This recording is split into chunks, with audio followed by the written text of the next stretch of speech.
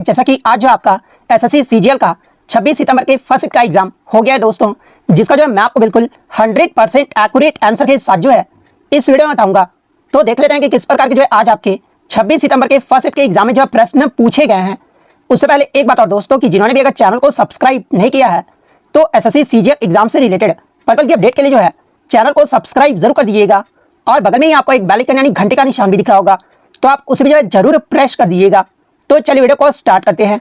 तो आज का जो आपका पहला क्वेश्चन आया था कि डीपीएसपी यानी राज्य के नीति निर्देशक सिद्धांत जो है ये आपके किस अनुच्छेद से किस अनुच्छेद तक हैं। तो देखिए अगर डीपीएसपी की बात कर ले तो ये जो आपके संविधान के भाग 4 और अनुच्छेद 36 से 51 तक जो है डीपीएसपी का वर्णन जो वो किया गया है। तो अनुच्छेद पूछा गया था तो 36 से 51 आपका यहाँ पे करेक्ट आंसर होगा। इसके अलावा बात कर ले डीपीएसपी का जो प्रावधान है ये आपका किस देश के संविधान से लिया गया है, तो ये आपका आयरलैंड देश के संविधान से जो वो लिया गया है। तो ये फैक्ट भी आप ध्यान में रखिएगा। नेक्स्ट आपका यहाँ पर आया था कि कुकी नृत्य निम्नलिखित में से किस राज्य से संबंधित है। तो देखिए कुकी नृत्य की बात कर ले तो ये जो आपका नागालैंड राज्य का जो है एक लोक नृत्य है, तो नागालैंड आपका करेक्ट आंसर होगा।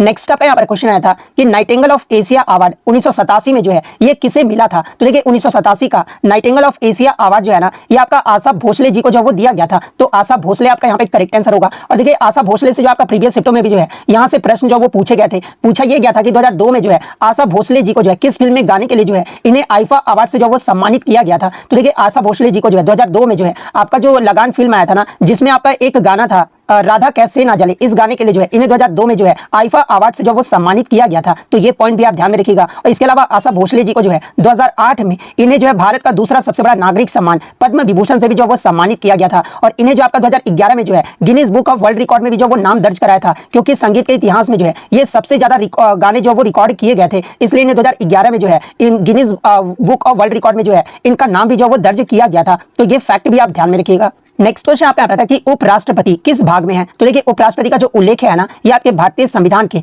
भाग 5 में जो वो किया गया है। और भाग 5 जो ये आपका किससे संबंधित है, तो ये आपका कार्यपालिका से जो वो संबंधित है। और उपराष्ट्रपति के पद का उल्लेख किस अनुच्छेद में किया गया अगर ये पूछा जाए तो देखिए उपराष्ट्रपति के पद का जो उल्लेख है ना ये आपका अनुच्छेद 63 से 73 में जो वो किया गया है। तो ये पॉइंट भी आप ध्यान में रखिएगा। तो भाग 5 आपका यहाँ पे करेक्ट आंसर होगा।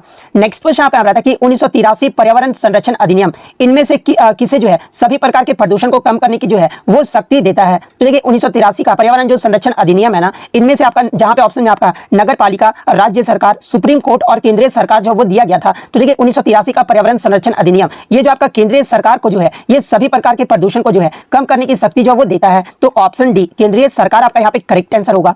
नेक्स्ट आपका क्वेश्चन आया था कि who among the following one the Singapore open 2022 super 500 trophy, यानी जो आपका 2022 में सिंगापुर ओपन सुपर 500 ट्रॉफी हुआ था, इसका विजेता जो है ये कौन बनी थी। तो देखिए 2022 का सिंगापुर ओपन सुपर 500 ट्रॉफी के जो विजेता है ना ये पीवी सिंधु रही थी। तो पीवी सिंधु आपका यहाँ पे करेक्ट आंसर होगा। और इस टूर्नामेंट में पीवी सिंधु ने जो है फाइनल में किसे हराया था, तो ये आपके चाइना के खिलाड़ी वांग जी यू को जो है वो हराया था। तो ये पॉइंट भी आप ध्यान में रखिएगा। नेक्स्ट क्वेश्चन आपका आ रहा था कि आपके जो है एक तरफ आपके 4 समाज का जो है वो नाम दिया गया था और एक तरफ उनके संस्थापकों का जो है वो नाम दिया गया था और वो जो आपको मिलान करना था। तो देखिए पहला आपका दिया गया था रामकृष्ण मिशन का। तो देखिए रामकृष्ण मिशन की जो स्थापना है ना ये आपके स्वामी विवेकानंद के द्वारा जो वो किया गया था। तो रामकृष्ण मिशन में आपके स्वामी विवेकानंद जो है वो आपका सही मैचिंग होगा। उसके बाद आपका आर्य समाज का दिया गया था। तो देखिए आर्य समाज की जो स्थापना है ना ये आपके स्वामी दयानंद सरस्वती के द्वारा 1875 में जो इसकी स्थापना जो वो किया गया था। तो आर्य समाज वाला में आपका स्वामी दयानंद सरस्वती वो जो आपका सही मैचिंग चला जाएगा। प्रार्थना समाज की जो स्थापना है ना ये आपका 1867 में आत्माराम पांडुरंग के द्वारा जो वो किया गया था। ब्रह्म समाज की जो स्थापना ये आपका 1828 में जो है राजा राम मोहन राय के द्वारा जो वो किया गया था। तो इस प्रकार से जिन्होंने भी मैच किया होगा उनका यहाँ पे करेक्ट आंसर होगा। नेक्स्ट आपका यहाँ पर आता है कि which part of the Indian constitution deals with the state legislature, यानी राज्य विधानमंडल का जो वर्णन है ना ये आपका किस भाग में जो वो किया गया है। तो देखिए राज्य विधानमंडल का जो वर्णन है ना ये आपका भाग 6 में जो वो किया गया है। तो भाग 6 आपका यहाँ पे करेक्ट आंसर होगा। वहीं अगर अध्याय पूछा जाए तो ये आपका अध्याय 3 में जो वो किया गया है। तो ये पॉइंट भी आप ध्यान में रखिएगा। नेक्स्ट क्वेश्चन आपका आ रहा था कि किस सुल्तान ने जो है कृषि की देखभाल के लिए एक अलग विभाग दीवान ए अमीर कोही की स्थापना जो वो की थी। तो देखिए मोहम्मद बिन तुगलक के द्वारा जो है कृषि को देखभाल के लिए जो है एक अलग विभाग दीवान ए अमीर कोही की स्थापना जो वो किया गया था। तो मोहम्मद बिन तुगलक आपका यहाँ पे करेक्ट आंसर होगा। इसके अलावा अलग अलग विभाग को देख ले जहां से एग्जाम में प्रश्न पूछे जा रहे हैं, जैसे कि गुलामों के विभाग के लिए जो है ये आपका दीवाने बनगान जो है ये आपका फिरोज शाह तुगलक के द्वारा जो वो शुरू किया गया था। बकाया विभाग के लिए जो है ये आपका दीवाने मुस्तखराज जो है ये आपका अलाउद्दीन खिलजी के द्वारा जो वो शुरू किया गया था। राजस्व और वित्त विभाग के लिए दीवान ए वजरत जो है ये आपका मुगल साम्राज्य के द्वारा जो वो शुरू किया गया था। न्याय विभाग के लिए जो है ये आपका दीवाने कुजा जो है ये आपका मुगल साम्राज्य के द्वारा ही जो वो शुरू किया गया था। और सैन्य विभाग के लिए जो है दीवाने ए कर्ज ये जो आपका है ना ये बलबन के द्वारा जो वो शुरू किया गया था। तो ये सारे फैक्ट जो आपको ध्यान में रखना है। नेक्स्ट क्वेश्चन आपका आ रहा था था कि इनमें से कौन सी नदी जो है, या फिर क्वेश्चन ये पूछा गया था कि गंडक की जो है कौन सी गंडक जो है ये किसकी सहायक नदी है। तो देखिए गंडक की बात कर ले तो ये जो आपका गंगा नदी की जो है वो सहायक नदी है, तो गंगा नदी आपका यहाँ पे करेक्ट आंसर होगा।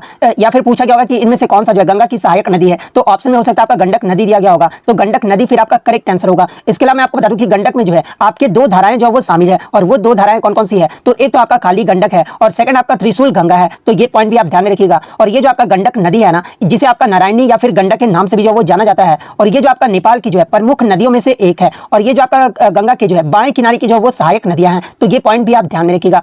नेक्स्ट आपका क्वेश्चन आया था कि how many rice crops Bengal state in a year, यानी पश्चिम बंगाल में जो है एक वर्ष में कितने बार धान की फसल जो वो उगाई जाती है। तो देखिए पश्चिम बंगाल राज्य में जो है एक वर्ष में 3 बार जो है आपके धान की फसल जो वो उगाई जाती है, और वो 3 बार कब कब, तो देखिए एक तो आपका आउस यानी ये फसल जो आपके मानसून के दौरान जो वो बोई जाती है और नवंबर और दिसंबर में जो इसे काटा जाता है। सेकंड आपका अमान है, ये फसल जो आपका जून जुलाई में बोया जाता है और नवंबर दिसंबर महीने में जो इसे काटा जाता है। थर्ड आपका बोरो है, जो कि आपका सर्दियों में इस फसल को जो वो बोया जाता है और अप्रैल और मई के महीने में जो है इसे जो वो काट लिया जाता है, तो ये पॉइंट भी आप ध्यान में रखिएगा। नेक्स्ट क्वेश्चन आपका आ रहा था कि मौसमी बेरोजगारी यानी जो आपका सीजनल अनएम्प्लॉयमेंट है ना, ये किस क्षेत्र में जो वो देखा जाता है। तो देखिए मौसमी बेरोजगारी की बात कर ले तो ये जो आपका कृषि क्षेत्र में जो वो पाया जाता है, तो एग्रीकल्चर यानी कृषि क्षेत्र आपका यहाँ पे करेक्ट आंसर होगा।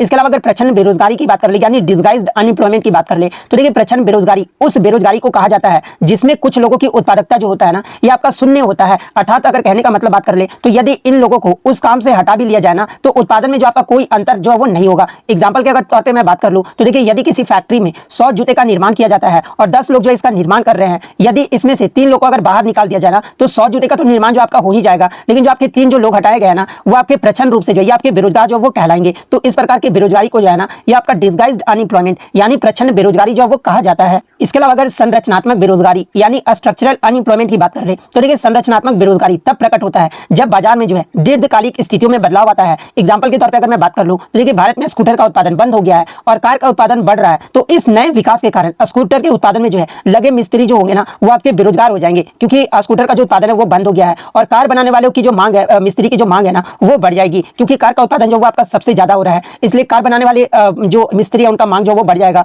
और इस प्रकार की बेरोजगारी जो है देश की आर्थिक संरचना में परिवर्तन के कारण जो वो पैदा होती है, और इसी प्रकार की बेरोजगारी को जो है ये आपका स्ट्रक्चरल अनएम्प्लॉयमेंट यानी संरचनात्मक बेरोजगारी जो है वो कहा जाता है। नेक्स्ट आपका यहाँ पर आता है कि baulk line is related to which game, यानी बॉल्क लाइन जो टर्म है ना, ये किस खेल से संबंधित है। तो ये आपका कबड्डी खेल से जो वो संबंधित है, तो कबड्डी आपका यहाँ पे करेक्ट आंसर होगा। देखिए प्रीवियस चैप्टर में आपसे ब्लू लाइन के बारे में पूछा गया था, तो देखिए ब्लू लाइन जो है ना, ये आपका आइस हॉकी गेम से जो वो संबंधित है, तो ये फैक्ट भी आप ध्यान में रखिएगा।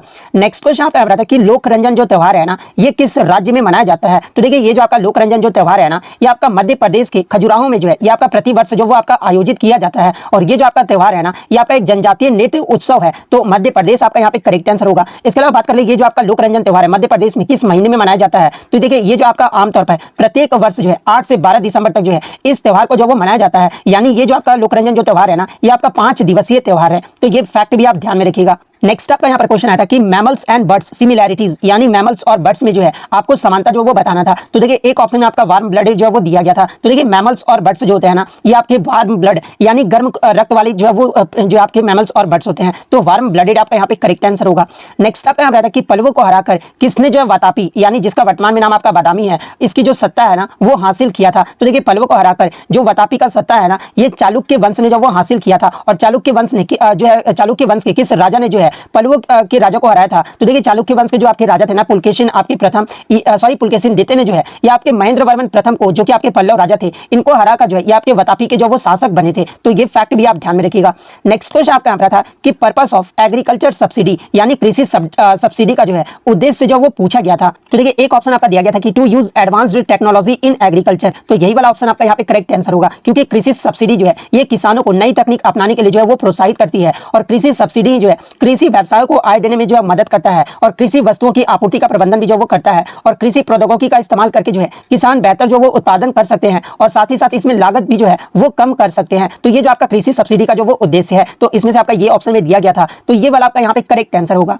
नेक्स्ट क्वेश्चन आपका यहाँ था कि एक जो आपको केमिकल इक्वेशन दिया गया था और उसको जो आपको बैलेंस जो है वो करना था। तो एक आपका जो था वो आपका इथेनॉल था, तो देखिए C2H5OH + O2 होगा, फिर आपका जो प्रोडक्ट बनेगा वो आपका CO2 बनेगा, फिर आपका जो प्रोडक्ट बनेगा वो आपका H2O बनेगा। तो ये जो आपका पूरा पूरा इक्वेशन हो जाता है। और इसमें जो आपका बैलेंस करने के लिए ना, इधर आपको 3 जो है वो मल्टीप्लाई करना होगा और इधर आपको कार्बन में 2 और आपका वाटर में जो वो 3 मल्टीप्लाई करना होगा, यानी 3 = 6। यहाँ पर आपका जिस ऑप्शन में दिया गया होगा ना, वो आपका यहाँ पे करेक्ट आंसर होगा। इसके अलावा बात कर रही है जो आपका किस प्रकार का जो है रिएक्शन है, तो ये जो आपका कंबशन रिएक्शन या फिर आपका डबल डिस्प्लेसमेंट रिएक्शन का जो वो उदाहरण है, तो ये पॉइंट भी आप ध्यान में रखिएगा। नेक्स्ट क्वेश्चन आपका हमारा था कि अरविंद पारिक निम्नलिखित में से किस संगीत वाद्यंत्र से जो वो संबंधित है। तो देखिए, अगर अरविंद पारिक की बात कर ले तो ये आपके सितार वाद्यंत्र से जो वो संबंधित है, तो सितार आपका यहाँ पे करेक्ट आंसर होगा। तो इतने क्वेश्चन जो है आज मुझे बच्चों के द्वारा मिले हैं, जो कि 100% रियल और ऑथेंटिक है। तो अगर वीडियो अच्छी लगी हो तो वीडियो को जो है लाइक जरूर कर दीजिएगा और इसी तरह रियल एनालिसिस पाने के लिए जो है चैनल को सब्सक्राइब जरूर कर दीजिएगा। तो मिलते हैं नेक्स्ट वीडियो, तब तक thank you, all the best.